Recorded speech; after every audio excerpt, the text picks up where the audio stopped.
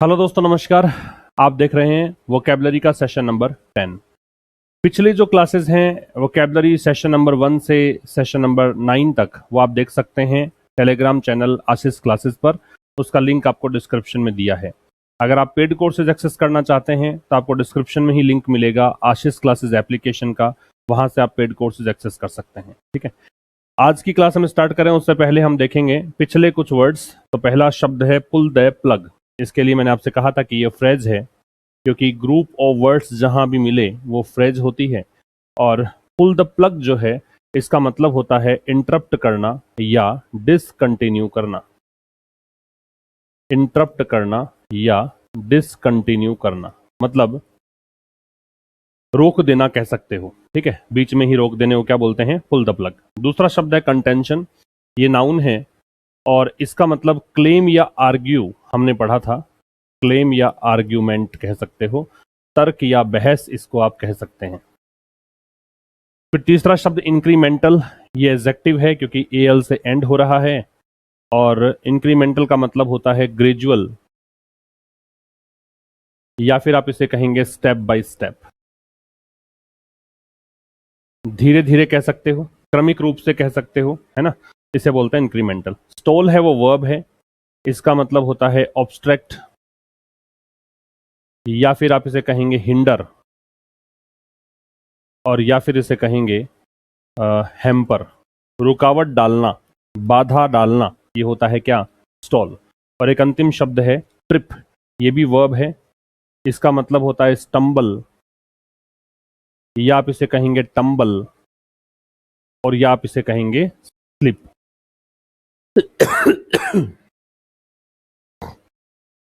ये अपने 5 शब्द हुए पिछली क्लासेस से।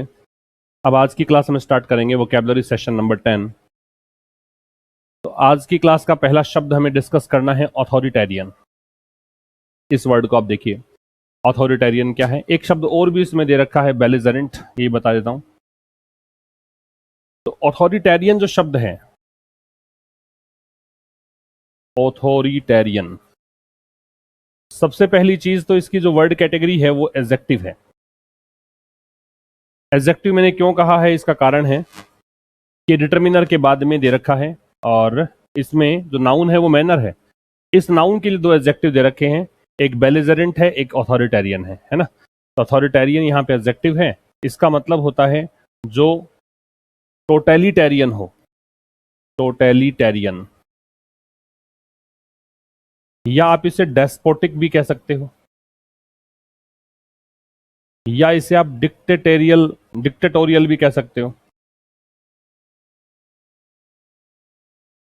मतलब तानाशाह जो होता है, निरंकुश जो होता है, उसे हम क्या नाम देते हैं? ऑथोरिटेरियन। नोट डाउन करिए इसको आप।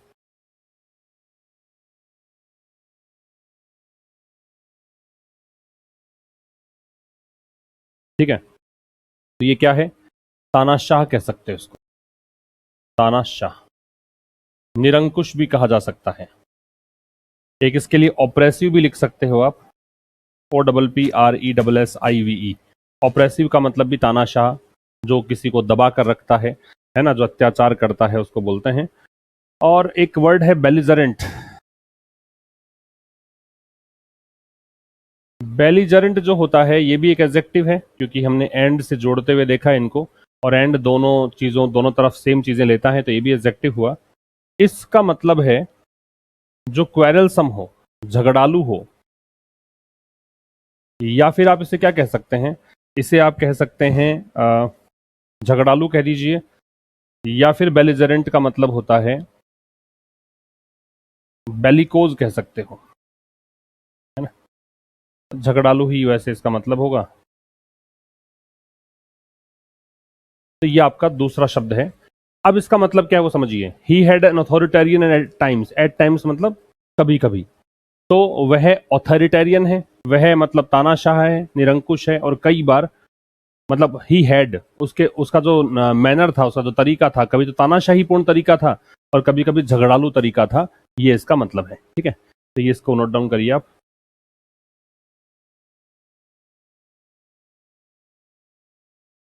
नेक्स्ट पे आते हैं। अगला शब्द है फ्लिप।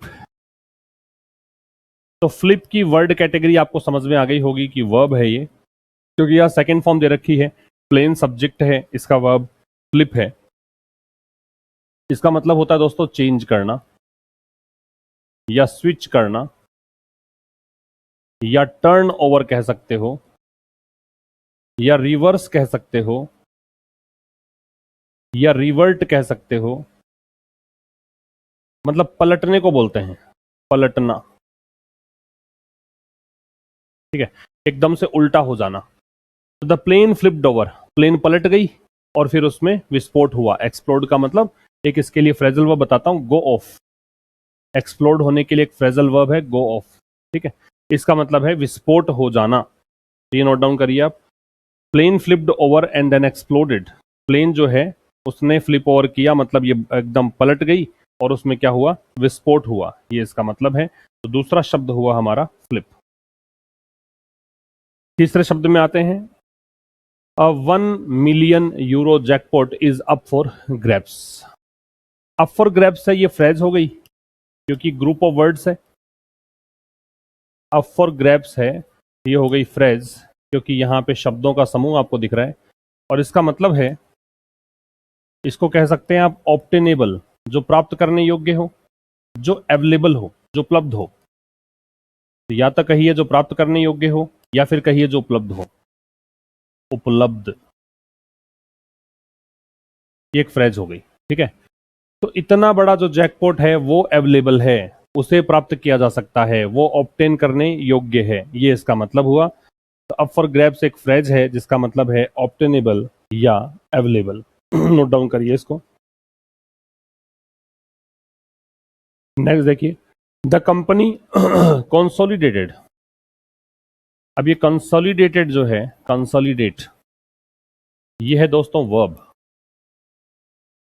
इसका मतलब है स्ट्रेंथन करना, मजबूती देना, या इसे कहेंगे फोर्टिफाई, या इसे कहेंगे री इन्फोर्स, या इसे कहेंगे मेक स्ट्रोंगर। मजबूती देना।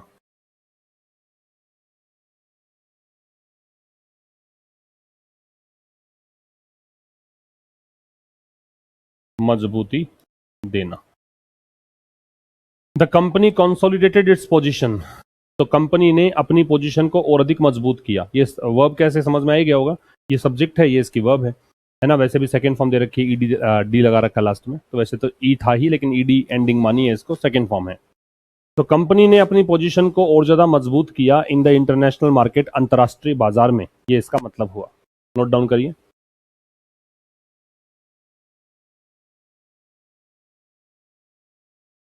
नेक्स्ट है साहब,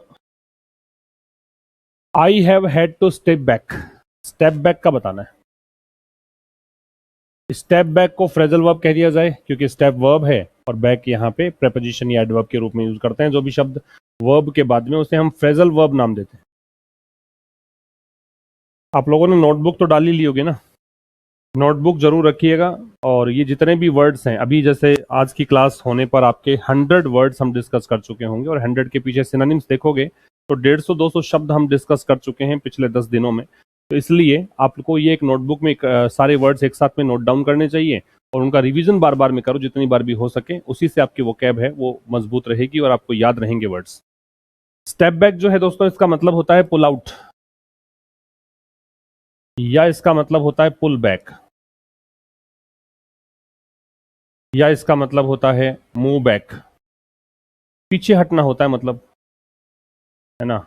डिसएंगेज भी कह सकते हो, किसी चीज में आप पहले शामिल हो और उससे अपने आप को हटा लो तो इसको बोलते हैं क्या, डिसएंगेज। तो पीछे हटना इसका मतलब होगा।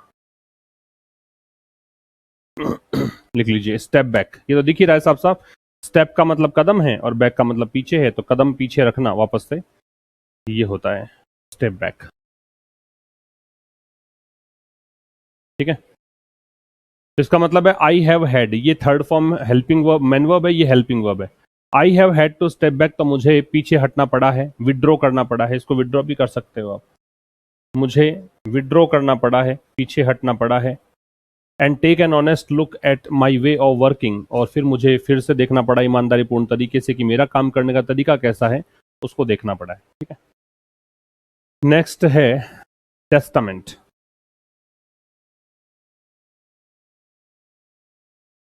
टेस्टामेंट जो है वो नाउन है।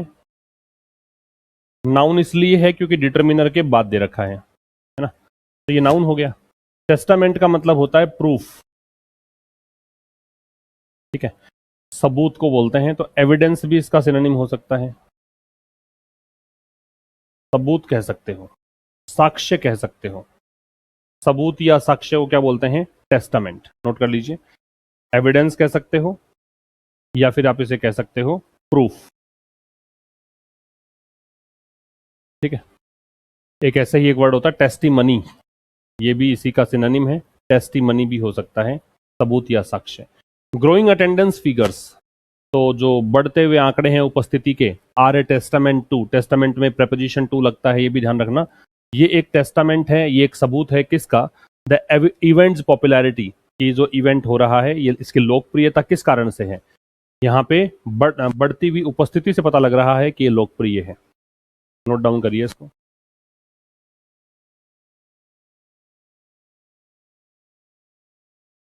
नेक्स्ट देखिए, स्ट्राइडेंटली। स्ट्राइडेंटली की वर्ड कैटेगरी होगी दोस्तों एडवर्ब, क्योंकि एल वाई दे रखा है। एल वाई हटाओगे तो एडजेक्टिव यहां बचेगा, और ये वर्ब की विशेषता बता रहा है, ओपोज्ड की विशेषता बता रहा है ना। स्ट्राइडेंटली इसका मतलब है फोर्सफुली, ब्लैटेंटली, प्लेनली, मुखर रूप से, मजबूत तरीके से,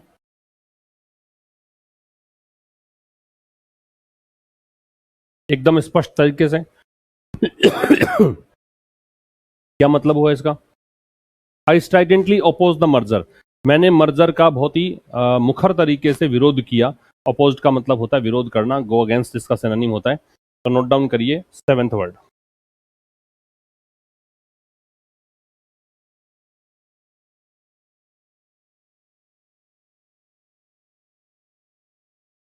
नेक्स्ट देखिए, वर्ड है केरफफल, KERFUFFLE। ये है सब नाउन, क्योंकि डिटर्मिनर के बाद दे रखा है, डिटर्मिनर के बाद है इसलिए। इसका मतलब होता है कमोशन, शोरगुल। तो नॉइज भी हो सकता है, शोरगुल कहते हैं इसको। डिस्टरबेंस भी हो सकता है इसका, मतलब अगर बहुत ज्यादा शोरगुल है तो डिस्टरबेंस होना स्वाभाविक है, तो उस कंडीशन में इसका डिस्टरबेंस भी आप ले सकते हो, ठीक है। तो शोरगुल कह दो, अव्यवस्था कह दो, डिसरप्शन भी कह सकते हो, व्यवधान। इसका मतलब ये हुआ there was a careful over the chairmanship, तो चेयरमैन के पद के लिए वहां थोड़ी अफरा तफरी मची हुई थी, अव्यवस्थित से माहौल था, है ना, काफी ज्यादा शोरगुल था, ये मतलब है। नेक्स्ट पे आइए, आपको बताना है ड्रैकोनियन का क्या है। ड्रैकोनियन जो है ये एक एडजेक्टिव है, क्योंकि प्रेपोजिशन के बाद ऑब्जेक्ट लगता है। ऑब्जेक्ट इसका ये नाउन प्रोनाउन होगा, तो ये नाउन है, और नाउन का मॉडिफायर जो होता है वो एडजेक्टिव होता है। तो ड्रैकोनियन यहाँ पे हो गया एडजेक्टिव। इसका मतलब होता है स्ट्रिक्ट, या इसे आप कहेंगे सीवियर, बहुत ही सख्त। सख्त को बोलेंगे ड्रैकोनियन। स्ट्रिक्ट कह सकते हो या सीवियर कह सकते हो, ठीक है। कई बार आपने एक वर्ड सुना होगा स्ट्रिंजेंट, काफी जो रूल्स वगैरह स्ट्रिक्ट होते हैं ना, उसके लिए हम स्ट्रिंजेंट भी यूज करते हैं। हार्श भी यूज कर सकते हो, तो कठोर हो, सख्त हो, कठोर भी कह सकते हो, उसे हम क्या कहेंगे? Draconian. The Nazi destroyed the independence of the press, तो नाजी जो लोग थे, नाजीवादी विचारधारा के जो लोग थे, उन्होंने प्रेस की फ्रीडम को डिस्ट्रॉय किया। कैसे? सख्त कानूनों के द्वारा, कठोर कानूनों के द्वारा, ये इसका मतलब है। तो स्ट्रिक्ट, सीवियर, स्ट्रिंजेंट और हार्श इसके सिनोनिम्स हुए। एक अंतिम शब्द है, he agreed to the visit with the proviso. ये वर्ड देखना है, प्रोविजो। प्रोविजो है दोस्तों नाउन, क्योंकि दैट डिटर्मिनर के बाद दे रखा है, ठीक है। प्रोविजो का मतलब क्या है? कंडीशन कह सकते हैं, या आप इसे कह सकते हैं स्टिपुलेशन। तो शर्त इसका मतलब हो जाएगा हिंदी में, कंडीशन या स्टिपुलेशन कह सकते हैं। तो ये हो गया शर्त। He agreed to the visit, तो वह सहमत हो गया किस चीज से, विजिट करने के लिए, मतलब उस विजिट के लिए, विद द प्रोविजो, इस शर्त के साथ कि they would stay no longer than a week, कि वो एक सप्ताह से अधिक समय तक नहीं रुकेंगे, इस शर्त पर वो सहमत हो गया, ये मतलब है। तो इसको आप इसका नोट डाउन कर लीजिए, स्क्रीनशॉट ले लीजिए। फिर हम अब रिवीजन करते हैं वापस से। पुल द प्लग देखा था, डिसकंटिन्यू या इंटरप्ट करना इसका मतलब था। फिर है कंटेंशन, आर्ग्यूमेंट या क्लेम, मैंने बताया था इसका। इंक्रीमेंटल, स्लो, मतलब स्टेप बाय स्टेप या ग्रेजुअल कहते हैं। स्टॉल का हैम्पर, इनहिबिट, हिंडर, है ना, ऑब्स्ट्रैक्ट, ये सब मतलब है। ट्रिप का स्टम्बल, टम्बल या स्लिप था। फिर आज की क्लास में हमने वर्ड्स देखे। पहला ऑथोरिटेरियन, ये एक एडजेक्टिव है। ऑथोरिटेरियन का मतलब डेस्पोटिक या ऑप्रेसिव या डिक्टेटोरियल, है ना, टायरेनिकल, इस प्रकार के जो वर्ड्स हैं, तानाशाह या निरंकुश, उसको बोलते हैं। एक बेलिजरेंट है, ये भी एडजेक्टिव है, इसका मतलब क्वेरलसम होता है, बेलिकोज होता है, झगड़ालू होता है। फिर दूसरा शब्द देखा फ्लिप, फ्लिप का मतलब चेंज होता है, स्विच होता है ना, रिवर्स होता है, रिवर्ट होता है, टर्न ओवर होता है, पलटने को बोलते हैं। फिर एक शब्द हमने देखा अप फॉर ग्रैब्स, अवेलेबल या फिर ऑब्टेनेबल, इसका मतलब था। आप मेरे साथ साथ दोहराएंगे, आपका रिवीजन हो जाएगा और क्लास होते होते ही आपको याद हो जाएंगे वर्ड्स। कंसोलिडेटेड जो है वो वर्ब है, इसका मतलब स्ट्रेंथन है, इसका मतलब री इन्फोर्स है, फोर्टिफाई करना है, या फिर इसको बोल्स्टर भी कह सकते हो, मजबूत बनाना, मजबूती देना, इसका मतलब होता है। फिर अगला वर्ड है स्टेप बैक। स्टेप बैक का मतलब स्टेप पीछे रखना, तो विड्रॉ करना, पुल आउट करना, पुल बैक करना, डिसएंगेज करना, मूव बैक करना, ये सब इसके मतलब थे। फिर हमने देखा वर्ड टेस्टामेंट। टेस्टामेंट में प्रेपोजिशन टू लगता है। टेस्टिमनी हो सकता है, प्रूफ हो सकता है, एविडेंस हो सकता है, साक्ष्य या सबूत को बोलते हैं। फिर अगला शब्द हमने देखा स्ट्राइडेंटली, ये एडवर्ब है, एलवाई लगा रखा है। स्ट्राइडेंटली का मतलब होता है बहुत ही मुखर तरीके से, तो ब्लेटेंटली इसको कह सकते हो, स्ट्रॉन्गली कह सकते हो, है ना। ये होता है क्या, प्लेनली कह सकते हो, स्ट्राइडेंटली का मतलब है। फिर है कैरफाफल, ये एक नाउन है, इसका मतलब नॉइज है या फिर डिस्ट्रप्शन है या डिस्टर्बेंस है ना। ये जो शोरगुल कह सकते हो, अफरा तफरी के माहौल को, व्यवधान को, डिस्टर्बेंस को, इनको कहते हैं। फिर नाइन्थ वर्ड है वो है